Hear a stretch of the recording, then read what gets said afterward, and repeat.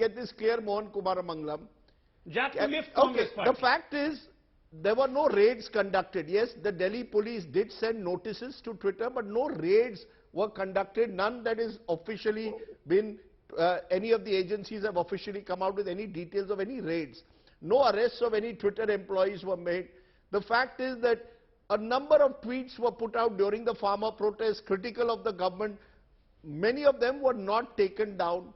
So why is the Congress party now, when you look at the hard facts, simply riding on one statement made by a former CEO of Twitter to suggest that democratic freedoms are under threat? Rajdeep, Jack Dorsey is a two-time successful entrepreneur. I think his net worth is somewhere around $4,300 million. I don't think he's part of any toolkit, and to suggest as such is ridiculous, frankly. You know, it's not as if, I think this government is very thin-skinned, and I think Mr. Chandrasekhar shot from his hip when he was replying and saying that he was lying, because much of what he said is already there in black and white.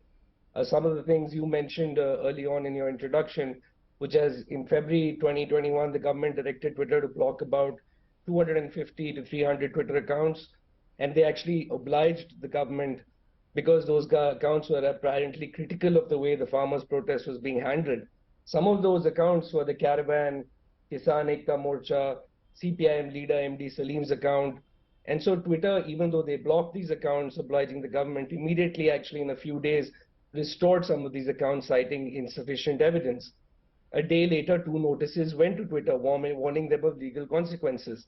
If you go down the number of actions that have happened since then, I mean, Mr. Ravi Shankar Prasad and everybody then went to a homegrown platform called Coup, promoting it, saying that everyone should get off Twitter. In May, like you pointed out, the Delhi police raided offices in Delhi and Gurgaon of Twitter. For what? For Twitter actually doing the job of pointing out fake news when they labeled a tweet from Mr. Sambit Patra as manipulated media, where he put out a tweet of an image on a fake letterhead. So for that, the Delhi police actually showed up at the Twitter offices.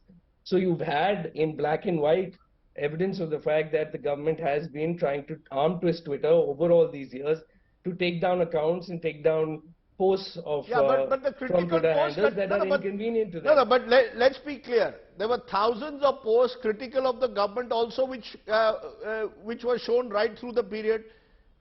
Can we use one statement of Jack Dorsey made in 2023 about a farmer protest that took place in 2021 to suggest that democratic freedoms are under threat? Is the Congress party riding on the back of what Jack Dorsey said? Rajeev, it's not only Jack Dorsey, and by the way, Twitter, after Jack Dorsey exited Twitter, has actually filed in Karnataka High Court.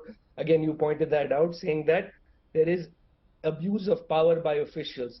And the actual topic that frankly we should be debating about today is the IT Act of 2000, under which many of these notices have been issued by the government. Now, I don't care if there are thousands of tweets against the government. It is government using its own judgment and its own partisan judgment to target Twitter handles and to target content that it believes is most influential and that needs to be taken down. In fact, just a few months ago, I believe, the IT Act of 2021, the Ministry of Information and Technology has recently proposed some amendments that would make it much harder, or rather would much more tighten up this regime of internet censorship.